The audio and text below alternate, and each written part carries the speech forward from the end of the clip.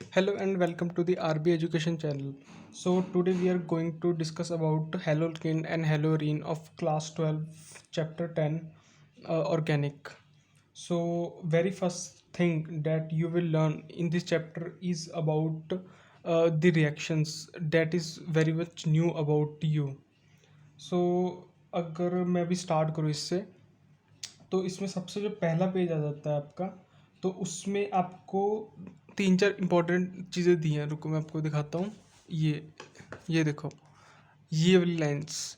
तो ये मैं आपको भी बता देता हूँ इसमें है क्या। तो सबसे पहले है कि जो क्लोरीन कंटेनिंग एंटीबायोटिक है उसे क्लोरमफेनिकोल कहते हैं। मतलब ये इतनी इंपॉर्टेंट लाइंस नहीं है, ये आपको पता होना चाहिए। क्लोरीन कंटेनिंग एंटीबायोटिक्स को क्लोरमफेनिकोल कहते हैं। और our body produces iodine contains hormone thyroxine. ये दो दो बातें पता होनी चाहिए आपको, ठीक है। ये दो बातें पता होनी चाहिए। और एक chloroquine used for the treatment of malaria, ये क्वेश्चन आया हुआ बोर्ड्स में एक बार। जो क्लोरोक्वीन है उसे यूज़ करते हैं for the treatment of malaria. और हमने इसमें क्या पढ़ा, our body produce iodine containing hormone thyroxine, दो बातें। और तीसरी बात क्लोरीन कंटेनिंग एंटीबायोटिक क्लोरमफेनिकोल। ये तीन बातें आपको मतलब पता होनी चाहिए। इसमें से एक क्वेश्चन बन चुका है पहले बोर्ड्स में। तो अगर मैं आगे अभी स्टार्ट करूं, तो ये चैप्टर एक्चुअल में यहाँ से स्टार्ट हो रहा है कि जो एलाइलिक हैलाइड्स हैं, एलाइलिक हैलाइड्स हैं,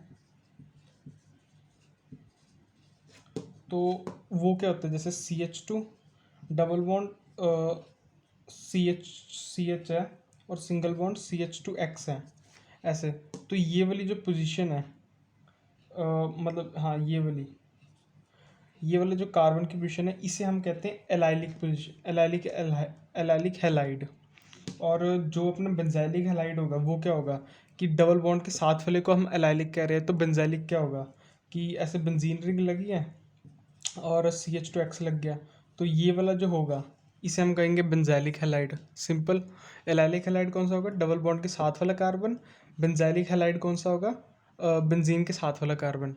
तो इसे बेंजाइलिक हैलाइड कहते हैं और इसे एलाइलिक हैलाइड कहते हैं। अभी तक हमने इतनी चीज़ देखी है। और उसके बाद एक होता है अपना विनाइलिक हैलाइड। अगर डबल बॉन्ड के साथ वाले कार्बन के साथ ही हैलाइड लग जाए, जैसे जो अगर हम बात करें विनाइलिक हैलाइड की, तो जैसे CH2 डबल बॉन्ड CH2X है, तो ये वाली जो पोजीशन है, ये वाली पोजीशन ये अपनी बन जाती है विनाइलिक हैलाइड, क्योंकि डबल बॉन्ड की अगर बिल्कुल साथ में लग गया तो विनाइलिक बन जाएगा। तो अगर अब मैं आपसे क्वेश्चन पूछूं इन तीन पेज में से, तो सबसे पहले आपका क्वेश्चन बनेगा क्लोरीन कंटेनिंग एंटीबायोटिक, उसका नाम तो क्या था, क्लोरमफेनिकोल, पहली चीज़। दूसरी चीज़ हमने पढ़ी, और बॉडी प्रोड्यूसेस हार्मोन, कौन सा प्रोड्यूस करता है, थायरॉक्सिन, दो चीज़ें। तीसरी चीज़ हमने पढ़ी कि हाँ, जो मलेरिया को कॉज करने वाला होता है, हाँ, क्लोरोक्वीन इज यूज्ड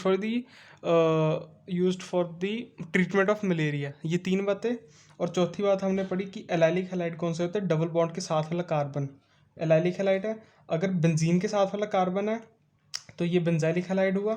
और विनाइलिक हैलाइड कौन सा होगा, डबल बॉन्ड के बिल्कुल साथ में हैलाइड लग गया। ये हमने तीन चार बातें हम पता लगी तीन चार पेजों में से। अब एक यहाँ पे पॉइंट आता है कि जेमिनल हैलाइड और विसिनल हैलाइड, ठीक है, जेमिनल हैलाइड और एक विसिनल हैलाइड, ठीक है। तो इन दोनों का पता होना चाहिए आपको कि जो जेमिनल हैलाइड होता है, अगर सेम कार्बन एटम के ऊपर दो दो हेलोजन एटम्स पड़े हों, ये देखो, ये लाइन लिखी हुई है, geminal halide halogen atoms are present on the same carbon atom, तो ये जेमिनल हैलाइड है। विसिनल हैलाइड कौन से होंगे, halogen atoms are present on the adjacent carbons. मैं आपको एग्जांपल से बता देता हूँ। इसकी नेक्स्ट पेज में एग्जांपल दी हुई है, आप साथ साथ में बुक को भी देख सकते हो वैसे। तो जेमिनल हैलाइड कौन से होके कि अभी मैंने डेफिनेशन बोली कि सेम कार्बन के ऊपर दो हेलोजन एटम लगे हैं, ऑन सेम कार्बन एटम। तो ये मैंने आपके लिए चीज़ें लिख दी हैं दोनों। तो जेमिनल हैलाइड कौन से होंगे? सेम कार्बन एटम के ऊपर 2 हैलोजेंस प्रेजेंट है। विसिनल हैलाइड होंगे एडजेसेंट कार्बन के अपन एटम के ऊपर 2 हैलोजेंस प्रेजेंट है। तो अगर जेमिनल की बात करें, ये देखो सेम कार्बन के ऊपर 2 हैलोजन है, ये 2 हैलोजन है, एक्स से डिनोट करते हैं। क्लोरीन, फ्लोरीन, ब्रोमीन, आयोडीन कुछ भी हो सकता है एक्स, तो ये सब हैलोजेंस होते हैं। तो एडजेसेंट मतलब साथ साथ वाले कार्बन के ऊपर हैलोजेंस प्रेजेंट है। तो ये हमने बातें पढ़ ली 4-5 पेजों में से। अब नेक्स्ट बात करते हैं हम about nature of C X bond. तो इसका मतलब क्या है कि जो अपनी कार्बन और हैलोजन की बॉन्ड है वो कब ज़्यादा स्ट्रांग होगी और कब ज़्यादा पोलर होगी, कब डबल डबल इंटरेक्शन ज़्यादा होंगे कम होंगे। तो ये वाला आप पेज निकाल सकते हो, nature of C X bond. तो यहाँ पे ये जो लाइन है, bond length increases from C F to C I, ये कैसे हो रहा है? अगर हम सी एच थ्री एफ की बात करें तो इसकी बॉन्ड लेंथ कम होती है, और सी एच थ्री आई मतलब जैसे जैसे फ्लोरीन से आयोडीन तक जाएंगे, फ्लोरीन, क्लोरीन, ब्रोमीन, फिर आयोडीन, तो ऐसे जाते जाते हमारी जो ये बॉन्ड लेंथ है ना, ये इंक्रीज़ करती जाती है। तो ऐसा होता क्यों है? क्योंकि जो फ्लोरीन है उसका साइज़ होता है छोटा। आपको पता होगा पीरियोडिक टेबल में जैसे जैसे हम नीचे आते हैं वैसे वैसे साइज़ बढ़ता है। तो फ्लोरीन का साइज़ है छोटा, छोटा साइज़ है, तो कार्बन और फ्लोरीन के बीच में जो बॉन्ड होगी, तो उनके बीच में बॉन्ड होगी, इसका साइज़ एकदम छोटा, इसका साइज़ भी इतना, तो इनकी बॉन्ड बॉन्ड छोटी होगी। पर जो आयोडीन है उसका साइज़ बहुत बड़ा होता है, और कार्बन तो उतना ही है। तो ये बड़े साइज़ के कारण इसकी बॉन्ड लेंथ इंक्रीज़ हो जाती है। तो ये सब बातें दी हुई हैं कि जो डाइपल डाइपल इंटरेक्शन होता है फ्लोरीन के केस में सबसे ज़्यादा होता है। तो ये बात आपको पता होना चाहिए। और बाकी मैं अगर नेक्स्ट बात करूँ इस चीज़ में दिया हुआ है, हाँ, method of preparation from alcohol. तो इसमें आपको 4-5 रिएक्शन पता होना चाहिए। मैं 1 मिनट आपको रिएक्शन लिख देता हूँ। तो ये सारी रिएक्शंस मैंने आपके लिए लिख दी हैं। तो अभी यार इतनी सारी रिएक्शन देख के ना बच्चा घबरा जाता है कि यार मैं इतनी सारी रिएक्शन अब याद कैसे करूँ, क्योंकि चैप्टर में और भी बड़ी रिएक्शन है। ठीक है, तो ये रिएक्शन कुछ भी नहीं है, आपको मैं बताऊँ, ये बहुत इजीली याद होने वाली हैं। कि सबसे पहले आपको पता होना चाहिए, मैं आपको याद करवाता हूँ। अगर आर है, कोई आर आर आर का मतलब क्या होता है कि alkyl group C H two, या फिर सी एच मतलब ये हो सकता है ethene, propene, ethane, propane, butane, pentane. मतलब कहने का मतलब आर होगा 1 कार्बन, 2 कार्बन, 3 कार्बन, 4 कार्बन, मतलब चेन होगी कोई, ये अल्काइल ग्रुप होता है आर। ठीक है, ये मतलब सिंपल बात होगी। अगर किसी भी अल्काइल ग्रुप, जैसे मैं एग्जांपल दूँ, C H three O H है, तो ये अल्काइल ग्रुप है और साथ में ओ एच बॉन्ड लगा है। तो इसके साथ अगर हम एच सी एल साथ में Z N C L two डालेंगे तो हमारे पास बनेगा C H three C L R C L plus water. Water निकलना ही है। तो ये अब रिएक्शन हो कैसे रही है? अब बच्चे तो इसको याद मतलब रट्टे ही मारते हैं। तो मैं बताऊँ, इसमें जो एच पॉजिटिव है ये किससे बना हुआ है? एच पॉजिटिव और सी एल नेगेटिव के साथ। ठीक है, जो एच पॉजिटिव है इसके साथ अटैक करेगा, और वाटर इसलिए निकल रहा है यहाँ पे, यही रीज़न है यहाँ पे वाटर निकलने का। एच पॉजिटिव और ओ एच नेगेटिव ये दोनों कंबाइन करते हैं और वाटर निकल जाता है। और जो सी एल नेगेटिव है, अब यहाँ इसके ऊपर पॉजिटिव चार्ज आएगा, क्योंकि कोई ग्रुप निकल गया है, तो अब इसके पास इलेक्ट्रॉन्स की कमी हो जाएगी, इसलिए पॉजिटिव चार्ज आया, इसलिए सी एल नेगेटिव अटैक कर गया। ठीक है, बस ये थोड़ी सी बात समझ आनी चाहिए। अगर ये समझ आ गया तो मतलब सारी रिएक्शन अब देखना समझ आएगी। तो इस तरह इसलिए ये वाटर निकला, क्योंकि एच पॉजिटिव ने अटैक किया, वाटर निकला, और क्योंकि वाटर निकल गया तो इसके ऊपर इलेक्ट्रॉन्स की कमी है, इसलिए नेगेटिव चार्ज यहाँ पे आकर अटैक करके आर सी एल बनाएगा, और Z N C L two अपना एक रिएजेंट है बस। तो पता होना चाहिए ये रिएक्शन। दूसरी है R O H N A B और H two S O four. तो आर ओ एच के साथ जब हम एन ए बी आर को अटैक करवाएंगे, तो एन ए बी आर किससे बना है? एन ए पॉजिटिव और बी आर नेगेटिव, क्योंकि आयनिक कंपाउंड है। तो जो अपना एन ए है वो H two S O four और ओ एच दोनों के साथ रिएक्ट करवाएगा। तो दोनों के साथ रिएक्ट करके क्या देगा? N A H S O four. और जो अपना ओ एच है, ये कहीं पे भी इसका मतलब वाटर ही बनना है। मैं आपको बना ही देता हूँ, क्योंकि ओ एच और इसका एच पॉजिटिव ये दोनों कंबाइन करके वाटर देंगे, और आर के साथ बी आर लग जाएगा। तो थोड़ा याद तो आपको करनी ही पड़ेगी, ये तो पक्की बात है। भले ही या तो सीधे रट्टा मार लो, या थोड़ी सी समझ के कर लो। समझ के करने से थोड़ी सी आसान हो जाएंगे काम, भले ही से रट्टा मार लो, कोई दिक्कत नहीं है। आर एच के साथ पी एक्स थ्री, PCl3 ये कुछ भी ऐसे अटैक करेंगे RxH3PO3, ये ज़रूरी है याद रखना, ठीक है, ये याद रखना पड़ेगा आपको। ROH के साथ PCl5 रिएक्ट करवाएगा तो ये POCl3 निकलता है साथ में, RCl तो बनना ही है, ये भी आपको बात पता होनी चाहिए। और ROH के साथ रेड फॉस्फोरस और X2 RX बनेगा। ये बहुत इंपॉर्टेंट रिएक्शन है, ये आपको कॉम्पिटिटिव एग्ज़ाम तक पूछी जाती है, मतलब इतनी इंपॉर्टेंट है ये। मतलब वैसे आपको लग रहा होगा कि ये तो सिंपल ही है, बाकियों से तो ये और भी ज़्यादा आसान लग रही है, पर इसमें क्या बात है कि जब आप बहुत सारी रिएक्शन करोगे ना ऑर्गेनिक के चारों चैप्टर, तो आपको पता लगेगा कि चीज़ें भूल जाती हैं धीरे धीरे।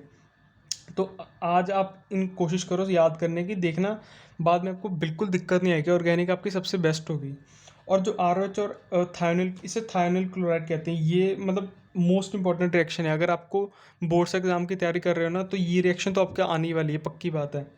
तो ROH के साथ SOCl2 रिएक्ट कराएगा RCl, और साथ में SO2 और HCl निकलता है। और ये बड़ा इंपॉर्टेंट है, याद रखना, क्योंकि ये जो रिएक्शन है ना, इसे हम बेस्ट रिएक्शन मानते हैं। क्यों? क्योंकि जो थायोनिल क्लोराइड इसमें निकलता है ना, और थायोनिल क्लोराइड इसके साथ जो रिएक्ट करता है, उसके कारण SO2 और HCl गैस निकलती है। तो दोनों गैसेस निकल गई, बचा क्या अकेला RCl, इसलिए इसे हम बेस्ट मेथड कहते हैं। और अगर आपको क्वेश्चन आए कि why primary alcohol react with thionyl chloride is the best method, तो आपको पता होना चाहिए कि with thionyl chloride other two gases release are escapable gases. बस इतनी इतनी लाइन आपको याद करनी है, ठीक है। उसके बाद नेक्स्ट टॉपिक पे जाते हैं फिर। तो ये जो सारी रिएक्शंस है ना, अब ये बहुत सारी रिएक्शन आपके साथ, मतलब एक साथ अब रिएक्शन आई है। तो अब यही जो पार्ट है ना एक, ये थोड़ा सा मेन पार्ट आ जाता है चैप्टर का, कि ये जो सारी रिएक्शन है ये पता होनी चाहिए। तो मैं आपको मतलब थोड़ा कोशिश करता हूँ कराने की। वैसे हो सके आप वीडियो को पॉज करके स्क्रीनशॉट ले लो और धीरे धीरे करके इसे याद करने की कोशिश करो, वरना बुक से तो पढ़ सकते हो। मैं आपको वैसे एक बार बता देता हूँ इन सब में है क्या, फटाफट स्पीड से बता देता हूँ, मतलब याद तो करनी पड़ेंगी ये तो, इससे अलावा कोई ऑप्शन नहीं है। जो पहली रिएक्शन है ना, इसे हम कहते हैं इलेक्ट्रोफिलिक सब्स्टिट्यूशन। इसमें क्या होता है, जो अपना टोलुइन है, इसे टोलुइन कहते हैं, मत नहीं याद रखना मत करो, कोई ऐसी बात नहीं। इसमें हम X2 और Fe डालते हैं। तो इसमें एक अपने पास ऑर्थो पोजीशन पे X लग जाता है, एक पैरा पोजीशन पे X लग जाता है। अब ऑर्थो और पैरा कौन से होते हैं? कार्बन के साथ वाले कार्बन के साथ X लगा है, ऑर्थो है। इसके बिल्कुल पैर वाली पोजीशन पे एकदम इसके ऑपोजिट लगा है, मतलब 1 2 3 तीसरी पोजीशन पे लगा है, तो इसे हम पैरा कहते हैं, ऑर्थो और पैरा। तो इनके जो मेल्टिंग पॉइंट का डिफरेंस होता है वो बहुत ज़्यादा लार्ज होता है, तो इजीली इसे हम सेपरेट कर सकते हैं। यहाँ पे लिखी हुई है लाइंस, अब चाहो तो यहाँ से पढ़ सकते हो वैसे, कि ऑर्थो और पैरा पोजीशन के मेल्टिंग पॉइंट में बहुत ज़्यादा लार्ज डिफरेंस होता है, इसलिए इन्हें हम सेपरेट कर सकते हैं। और जो आयोडीन के साथ रिएक्शन होती है वो हमारी रिवर्सिबल होती है। तो अगर ये हम आयोडीन के साथ रिएक्शन रिवर्सिबल होती है, तो इसके अंदर हम HNO3 और HiO4 डालते हैं, ताकि रिएक्शन रिवर्सिबल ना हो आयोडीन के साथ। तो इसके ऊपर क्वेश्चन बन जाता है, और आया हुआ बोर्ड्स में 4-5 बारी तो आ ही चुका अब तक। तो ये एक इम्पॉर्टेंट है। और ये फ्लोरीन के कंपाउंड्स हम बना नहीं सकते, यहाँ पे F2 नहीं हो सकता, फ्लोरीन के कंपाउंड के साथ हम ये इलेक्ट्रोफिलिक सब्स्टिट्यूशन करवा नहीं सकते। तो 3 बातें हमने इसी रिएक्शन में समझ ली। अगर बोर्ड्स में क्वेश्चन आ जाए कि इलेक्ट्रोफिलिक सब्स्टिट्यूशन में ये जो X2 है वो आयोडीन क्यों नहीं हो सकता, मेल्टिंग पॉइंट के डिफरेंस को हम सेपरेट कैसे करते हैं, मतलब मैं आपको बता देता हूँ। सबसे पहली चीज़ याद रखनी है कि जो ऑर्थो और पैरा पोजीशन पे ऑर्थो और पैरा आइसोमर्स हमारे बन रहे हैं, इनके मेल्टिंग पॉइंट के लार्ज डिफरेंस के कारण हम इन्हें इजीली सेपरेट कर सकते हैं। दूसरी बात, आयोडीन के साथ रिएक्शन रिवर्सिबल होती है, इसलिए हम इसमें HNO3 या HiO4 डालते हैं, ताकि रिएक्शन रिवर्सिबल ना हो। और तीसरी बात, फ्लोरीन कंपाउंड्स को हम प्रिपेयर नहीं कर सकते इस रिएक्शन के साथ। डेट्स इट, ये इंपॉर्टेंट रिएक्शन है। बाकी आपको याद रखनी पड़ेगी कि एनाइलिन इसे कहते हैं। इसमें NO2 और HCl डालेंगे तो N2 पॉजिटिव Cl नेगेटिव मिलेगा। Cu2 X2 के साथ हमें यहाँ पे X लग जाता है N2 की जगह पे, जो भी हेलाइड होगा, यहाँ पे कोई हेलाइड होगा, और Ki के साथ आयोडीन लग जाता है। सिंपल है, इसे हम सैंडविच रिएक्शन कहते हैं, बस ये पता होना चाहिए कि ये सैंडविच रिएक्शन होती है। तो उसके बाद तीसरी रिएक्शन ये याद रखनी पड़ेगी कि यहाँ पे X लग जाएगा, यहाँ पे H लग जाएगा। ये तो सिंपल है कि एक जगह पे X लगा दो, एक जगह पे H लगा दो, और मार्कोवनिकव एडिशन के हिसाब से होगा। तो मार्कोवनिकव एडिशन वो होता है जहाँ पे नेगेटिव पार्ट अपना जो है X नेगेटिव, वो हमारे laser number of carbon atom के साथ जाके लगता है डबल बॉन्ड के।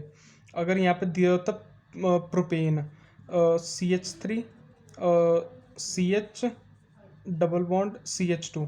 तो जो अपना laser number of carbon atom कौन सा है, ये वाला। इसमें कम हाइड्रोजन आइटम है, कम हाइड्रोजन आइटम है, sorry, laser number of hydrogen atom. यहाँ पे हमारा एक्स लगता अगर ये रिएक्शन इसके साथ करवाते हैं हम HX के। तो ये चीज़ पता होनी चाहिए।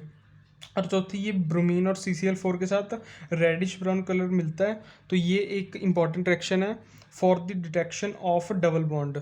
ठीक है, ये रिएक्शन पता होना चाहिए, इंपॉर्टेंट है।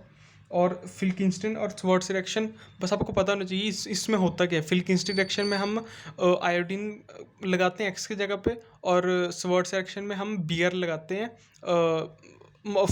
फ्लोरीन की प्रिपरेशन करते हैं, स्वर्ट्स में फ्लोरीन लगाते हैं। ठीक है, दो बातें बताना चाहिए, फिल्किंस्टन में आयोडीन बनाते हैं, स्वर्ट्स में फ्लोरीन लगाते हैं। और Br2 और CCl4 में रेडिश ब्राउन कलर मिलता है। It is important reaction for detection of double bond. और एक ये वाली रिएक्शन कि मेल्टिंग पॉइंट के लार्ज डिफरेंस के कारण इन दोनों को सेपरेट कर सकते हैं, पहली बात। दूसरी बात क्या थी, बोलो बोलो बोलो, कि रिएक्शन आयोडीन के साथ रिवर्सिबल होती है, इसलिए हम इसमें HNO3 या HiO4 डालते हैं। तीसरी बात, फ्लोरीन कंपाउंड्स को प्रिपेयर नहीं कर सकते हैं।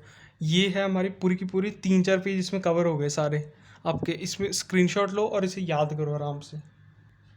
अच्छा, मैं आपको अभी एक ये बात बता देता हूँ कि एक तो आपको ये वाली जो मैंने ये पूरी चीज़ लिखी हुई है, ये आपकी एग्जाम्पल 10.5 है।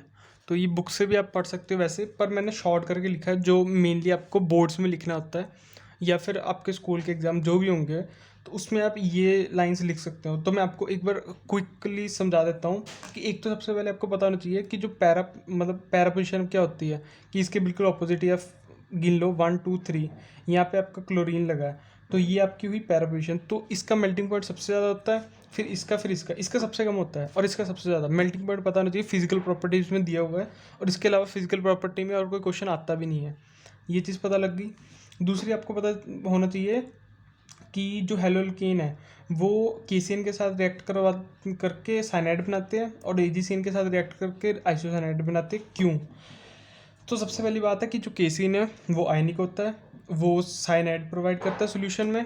अच्छा, मैं आपको बता देता हूँ साइनाइड क्या होता है। साइनाइड होता है CN, और आइसोसाइनाइड होता है NC।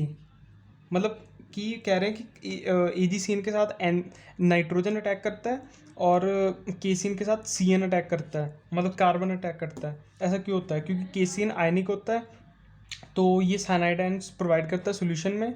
तो जो अटैक होता है वो मेनली कार्बन एटम से होता है, क्योंकि जो कार्बन कार्बन बॉन्ड बनते हैं इनके और किसी भी और एटम के साथ, वो ज़्यादा स्टेबल होते हैं देन कार्बन नाइट्रोजन बॉन्ड। अगर नाइट्रोजन इसकी जगह नाइट्रोजन अटैक करे यहाँ पे, तो कार्बन कार्बन बॉन्ड ज़्यादा स्टेबल होता है कार्बन नाइट्रोजन से, और केसीन आयनिक होता है। दो बातें मेनली पता होनी चाहिए। और जो एजीसीएन होता है वो कोवलेंट बॉन्ड बनाता है, यहाँ पे आयनिक बन रहा था, यहाँ पे कोवलेंट बनेगा। ठीक है, तो कोवलेंट बॉन्ड यहाँ पे बनता है, और नाइट्रोजन फ्री होता है to donate electron pair forming isocyanide. बस पता होना चाहिए nitrogen is free to donate electron pair. ठीक है, और इसके कारण आइसोसाइनाइड बन जाएगा। तो ये दो बातें पता होनी चाहिए। अब मैं आपको SN1 और SN2 के बारे में बता देता हूँ।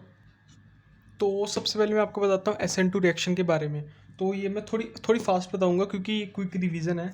तो मैं एक फटाफट बताता हूँ कि जो SN2 रिएक्शन है, पहली बात आपको बताना चाहिए कि जो SN2 का रेट है, it depends upon concentration of both the reactants. पहली बात, ये लाइन लिखी हुई है वैसे NCERT में, rate depends upon concentration of both the reactants. पहली बात ये। और दूसरा आपको पता होना चाहिए इन्वर्जन ऑफ कॉन्फ़िगरेशन क्या होता है। तो ये वैसे पैराग्राफ में लिखा हुआ है, तो मैं आपको ना एक बारी डेफिनेशन इसकी बता देता हूँ। इन्वर्जन ऑफ कॉन्फ़िगरेशन मैंने खुद लिखी हुई है यहाँ पे, तो लेना स्क्रीनशॉट। पता नहीं अब दिख रहा होगा कि नहीं क्लियरली, तो पर मैं आपको बता देता हूँ कि when nucleophile attacks the alkyl halide causing formation of carbon nucleophile bond and CX bond weakens। ठीक है, as it happens configuration of carbon atom under attack inverts forming umbrella like structure। समझ कुछ नहीं आया, मुझे पता है, तो मैं बता देता हूँ इसमें हो क्या रहा है। कि जब अपना ये स्ट्रक्चर, आपको पहले ये स्ट्रक्चर देख लो, दिमाग में बैठा लो। तो ये अपना कार्बन एटम है, ये कोई अपना न्यूक्लियोफाइल है, इसने आकर अटैक किया। कार्बन और न्यूक्लियोफाइल का बॉन्ड वीक हुआ, कार्बन और सॉरी सॉरी सॉरी सॉरी, मैं आपको फिर से बता देता हूँ। ये जो कार्बन है उसके ऊपर आके न्यूक्लियोफाइल ने अटैक किया, तो जो न्यूक्लियोफाइल अटैक कर रहा है तो कार्बन और न्यूक्लियोफाइल का बॉन्ड जो है वो स्ट्रांग होगा, कार्बन और हैलाइड का बॉन्ड वीक होगा। पहली बात, ठीक है, कार्बन और न्यूक्लियोफाइल का बॉन्ड स्ट्रांग होगा, कार्बन और हैलाइड का बॉन्ड वीक होगा।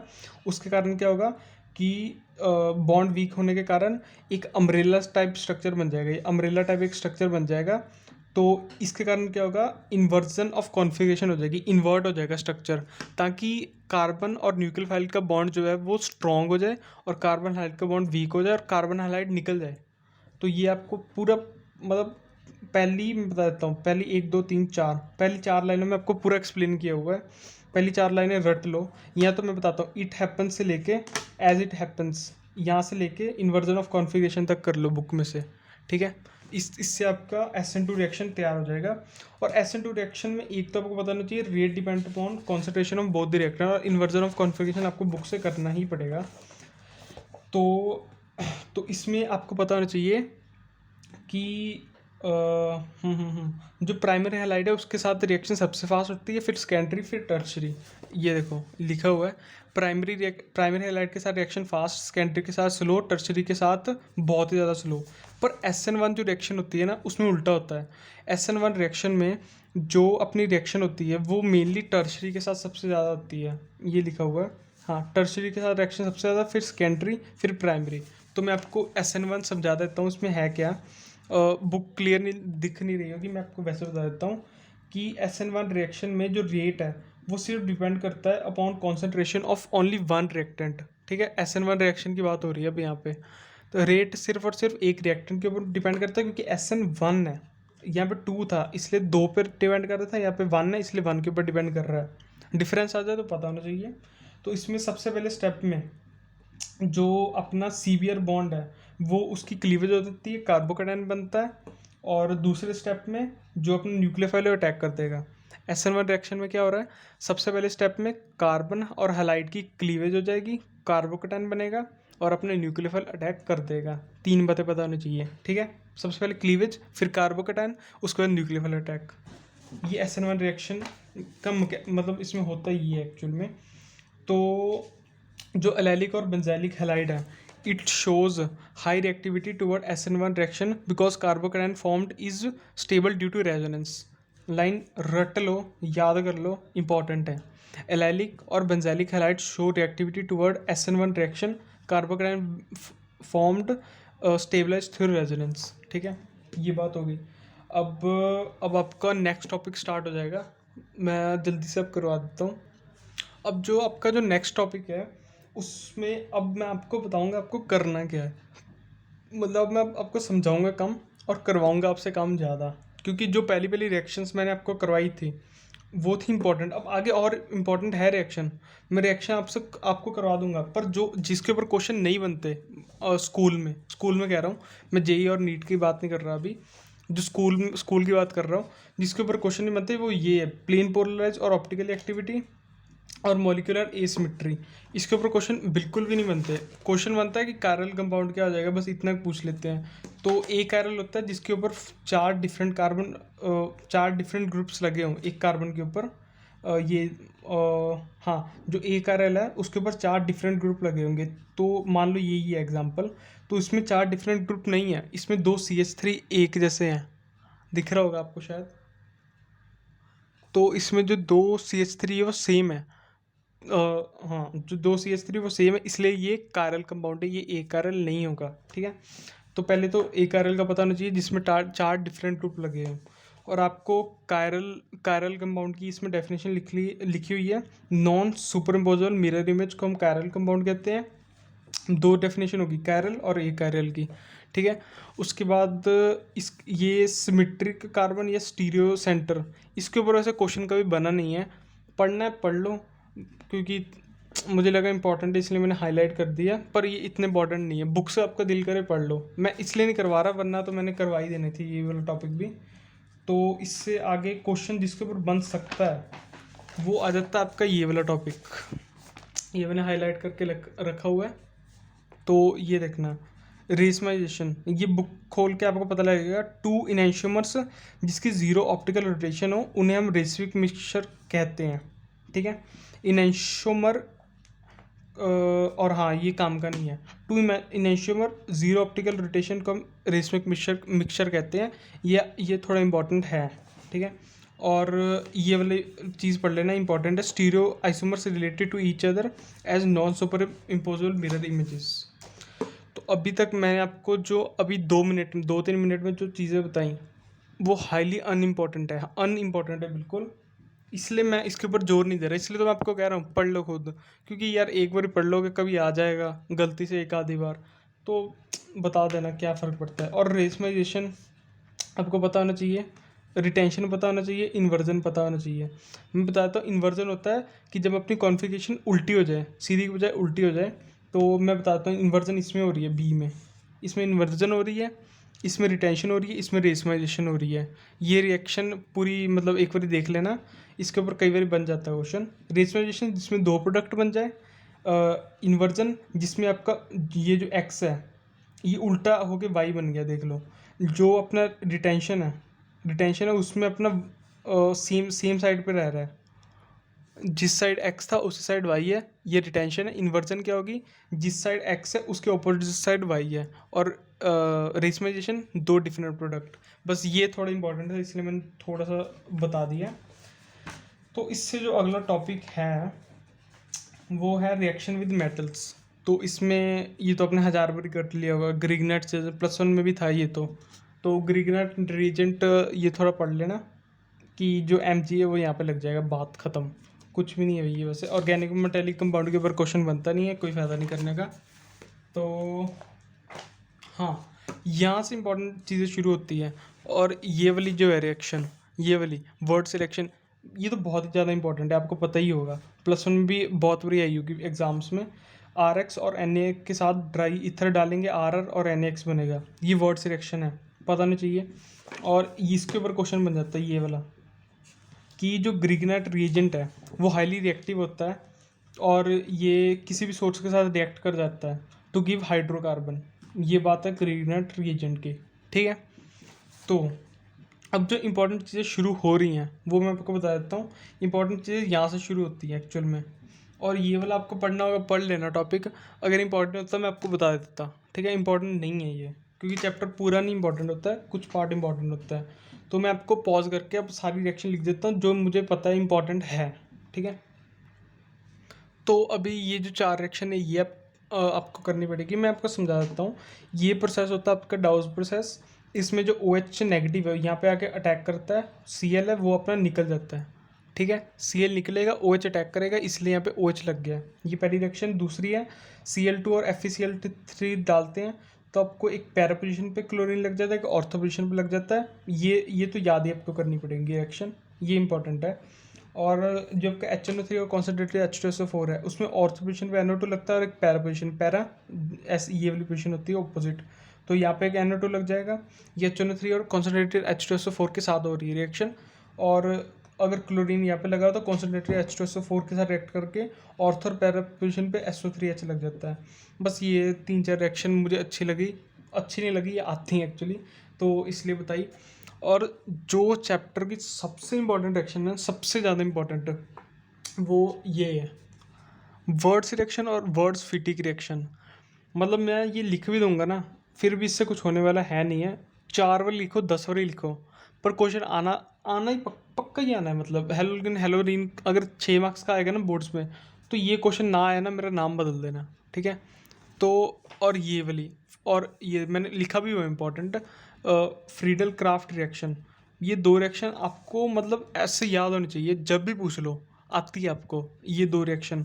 और ये 2 रिएक्शन मैंने इसलिए नहीं यहाँ पे लिखी क्योंकि इसकी वैल्यू ही अलग है रिएक्शंस की, इसलिए मैं देखो 10 बार ये कह रही है कि इंपॉर्टेंट, ठीक है। और जो आपकी ये जो 2 पेज है ना, ये 2 पेज, ये मैं अपने बोर्ड्स टाइम में पढ़ के गया था। इसमें घंटा कोई क्वेश्चन नहीं आया, ठीक है। मतलब इसमें क्वेश्चन पता क्या आता है, यहाँ से आता है क्वेश्चन। ये जो रिएक्शन है ना, इसके ऊपर क्वेश्चन आता है कि जो मैं आपको 1 मिनट लिख देता हूँ पूरी रिएक्शन। तो ये वाली रिएक्शन है, तो इसमें ये रिएक्शन इंपॉर्टेंट क्यों है, क्योंकि ये जो अपना क्लोरोफॉर्म है ना, क्लोरोफॉर्म आपको पता होगा बेहोश करने के काम आता है, किसी के मुंह में लगा के बेहोश बेहोश करते हैं उसे। तो क्लोरोफॉर्म के साथ अगर हम एयर में क्लोरोफॉर्म को छोड़ दें, एयर में ऑक्सीजन होती है, एयर में क्लोरोफॉर्म को छोड़ दें तो एक पॉइजनस गैस बन जाती है COCl2। इसके ऊपर क्वेश्चन बनता है। इसलिए हम क्या करते हैं कि जो अपनी क्लोरोफॉर्म है उसे डार्क कलर्ड बोटल्स में स्टोर करते हैं। डार्क कलर में क्यों? क्योंकि उसमें लाइट नहीं होगी, क्योंकि लाइट की प्रेजेंस में ये ऑक्सीडाइज हो जाता है। तो यही रिएक्शन, यही चीज़ लिखी हुई है। Chloroform slowly oxidized by air in the presence of light to form phosphine gas which is a poisonous gas, especially लिखा हुआ। तो इसे हम स्टोर करते हैं in closed dark coloured bottles completely filled so that air is kept out. ठीक है, तो यही आपका चैप्टर।